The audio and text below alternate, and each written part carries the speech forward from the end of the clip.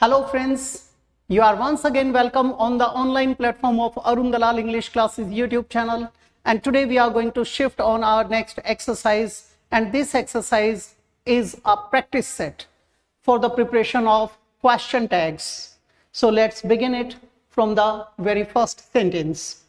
बेटे इसमें जो आपको एक्सरसाइज दी गई है ये एक्सरसाइजेस कई तरीके से आप लोगों के इम्तिहान में आती हैं। ये आपको अलग अलग एंगल से तैयारी करवाने के लिए उठाई गई है, तो इसको समझने की कोशिश करेंगे। आपको लिख कर दिया गया है there is a fly in your soup. अब यहां पर जो आपकी स्टेटमेंट है वो स्टेटमेंट्स तीनों की तीनों सेम है, यहां तक बिल्कुल सेम है। इसका मतलब क्या है, हमें यहां पर वर्ब दी गई है बेटा इज। अगर आपकी स्टेटमेंट अफर्मेटिव है अर्थात पॉजिटिव है तो क्वेश्चन क्या बनेगा, नेगेटिव। और अगर स्टेटमेंट नेगेटिव है तो क्वेश्चन क्या बनेगा, अफर्मेटिव यानी पॉजिटिव। तो अब हमें वहां पर नेगेटिव चाहिए, मिटते ही एक हमारा एलिमिनेट हो गया। दूसरी बात, हमारा सब्जेक्ट क्या है, सब्जेक्ट है बेटे देयर, तो आगे देयर आएगा। यहां पर क्या दे रखा है, इट, तो हमारे पास क्या आ जाएगा, सी ऑप्शन। आप लोगों को बड़ी बारीकी से एक एक चीज को कंसिडर करके चलना होता है, लेकिन आपको इस तरीके से एक्सरसाइजेस करवाई जाएंगी या प्रैक्टिस करवाई जाएगी जिसमें आप लोगों को हर एंगल से अपना एरर नजर आ जाएगा। नेक्स्ट है बेटे I think he is from India. अब हमारे यहां तक तीनों की तीनों स्टेटमेंट सेम हैं। अब बेटे थिंक आया, थिंक में क्या छिपा हुआ है, डू छिपा हुआ है। दूसरी बात, हमारी स्टेटमेंट क्या है, अफर्मेटिव है, इसका मतलब क्वेश्चन क्या बनेगा, नेगेटिव बनेगा। अब डू के साथ नेगेटिव बनेगा तो डोंट आना चाहिए, इजंट गलत हो गया, डजंट गलत हो गया, क्या आ जाएगा, डोंट आई। और आई दे रखा है, पीछे आई रहेगा। उसने दूसरे ऑप्शंस में क्या दिया है, ही, तो आप इन चीजों की भी हेल्प ले सकते हैं। नेक्स्ट है बेटे don't talk to Peter during the lesson. और बेटा यहां तक हमारे तीनों की तीनों स्टेटमेंट्स आइडेंटिकल हैं, अलाइक हैं, यूनिफॉर्म हैं, सेम है, सिमिलर है। अब यहां पर डोंट टॉक, अब ये जो सेंटेंस दिया गया है ये किस प्रकार का है, ये है इंपेरेटिव सेंटेंस। इंपेरेटिव सेंटेंसेस होते हैं जिनके अंदर orders, request, advice, entreaty, suggestion, command, proposal आदि आता है, उसे हम क्या कहते हैं, उसे हम कहते हैं इंपेरेटिव। अब इनके लिए आगे ये डू नहीं लगेगा, बल्कि इनमें किसका प्रयोग किया जाता है, मॉडल्स का, मॉडल ऑक्सिलरीज का। अब यहां पर दूसरी बात यह भी आती है कि इनमें अफर्मेटिव नेगेटिव का जो चक्कर होता है वो 5 से 7% तक रहता है, ज्यादा नहीं रहता है। अब देखते हैं, वहां पर डू दिया बेटे एलिमिनेट हो जाएगा, यहां पर विल दिया हो सकता है, यहां वॉन्ट दिया हो सकता है। अब ये दोनों के दोनों हो सकते हैं, लेकिन यहां पर नेगेटिव दिया गया है तो हम इसको लेंगे, ये हमारा एलिमिनेट हो जाएगा, ये बन जाएगा। नेक्स्ट है आपका लेट्स गो स्विमिंग।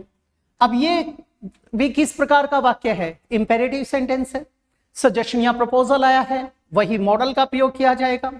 अब यहां पर आरंट गलत, इजंट गलत, क्या आ जाएगा, शैल बी। क्या था, सजेशन या प्रपोजल। मैं जब क्लास में आता हूं तो आप लोगों से कई बार पूछता हूं शैल वी बिगिन, शुरू करें क्या। मैं इस बात को ऐसे भी तो कह सकता हूं लेट्स बिगिन। नेक्स्ट है बेटे पास मी द साल्ट। यहां पर ये जो आया है पास मी द साल्ट, यहां पर ये भी इंपेरेटिव है, इसका मतलब मॉडल लगेगा। आरंट गलत, आरंट गलत, क्या आ जाएगा, वॉन्ट यू, ये बन जाएगा। नेक्स्ट है बेटा the sun won't shine tomorrow. अब यहां तक हमारे तीनों के तीनों बिल्कुल सेम है। अब यहां पर दिया क्या गया है, नेगेटिव स्टेटमेंट, तो आगे पॉजिटिव आएगा। दूसरी बात, यहां पर विल दिया गया है तो विल आएगा, ये नेगेटिव, ये भी नेगेटिव, वॉन्ट गलत हो गया। विल इट और विल शी, अब सन के लिए शी तो आएगा नहीं, क्या लगाएंगे, इट, क्या आ जाएगा हमारा, ए ऑप्शन। नेक्स्ट पे चल पड़ते हैं, वी हैड बेटर लीव। अब इसके अंदर क्या आया है बेटा, हैड का प्रयोग किया गया है, तो इसी को लेंगे। स्टेटमेंट अफर्मेटिव है, नेगेटिव बनेगा। अब यहां पे वरंट गलत हो गया, हैवंट गलत हो गया, क्या आ जाएगा, हैडंट वी, ये बना दिया जाएगा। नेक्स्ट है बेटे आपका we must be at college at 9 o'clock। 9 o'clock तक हमारी तीनों की तीनों स्टेटमेंट्स बिल्कुल सेम हैं। अब यहां पर मॉडल क्या दिया गया, हेल्पिंग वर्ब क्या है, मॉडल दे रखा है, मस्ट दे रखा है, नेगेटिव बनेगा मस्टंट। अब यहां नीडंट दिया, एलिमिनेट हो गया, यहां आरंट दिया, एलिमिनेट हो गया, क्या आ जाएगा? Mustn't be. नेक्स्ट बेटे, the slide show was fantastic. अब यहां पर क्या दिया गया है? वॉज दिया गया है, ये अफर्मेटिव स्टेटमेंट है, वहां नेगेटिव आएगी, वॉजंट आएगा। अब भिड़ते ही हमने देखा इजंट गलत, वॉज गलत, वॉजंट यहां है, और स्लाइड शो के लिए क्या आ जाएगा? इट आ जाएगा, वॉजंट इट। इट क्यों आया? ये इंट्रोडक्टरी सब्जेक्ट होता है, डमी सब्जेक्ट होता है, और यहां तो ये प्रोनाउन के लिए आया है, इसलिए इट का प्रयोग किया। They used to live in Mumbai, यहां तक सारे के सारे सेम हैं बेटा।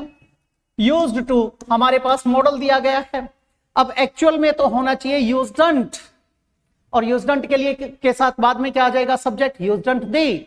लेकिन ये जब से आपके इंग्लिश लैंग्वेज का ग्लोबलाइजेशन हुआ है, यूनिवर्सलाइजेशन हुआ है, तो कुछ समस्याएं खड़ी हो गई हैं।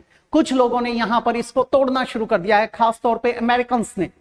वो क्या लगा देते हैं? पास्ट इंडेफिनिट टेंस का हेल्पिंग वर्ब लगा देते हैं, डिड का प्रयोग कर देते हैं। वैसे किसी भी मॉडल के कभी भी टुकड़े नहीं किए जाते। तो एक्चुअल में तो होना चाहिए था यूज्डंट, लेकिन ये क्या देता है? अब देखते हैं। आरंट तो आ नहीं सकता बेटा, डोंट भी नहीं आ सकता, हमें चुनाव करना पड़ेगा किसका? डिडंट का। क्या बना देंगे? Didn't they. तो बेटे ये थी आपकी एक्सरसाइज आज के लिए। अगली एक्सरसाइज में आपसे फिर से भेंट होगी, तो मैं इजाजत चाहूंगा। नमस्कार दोस्तों।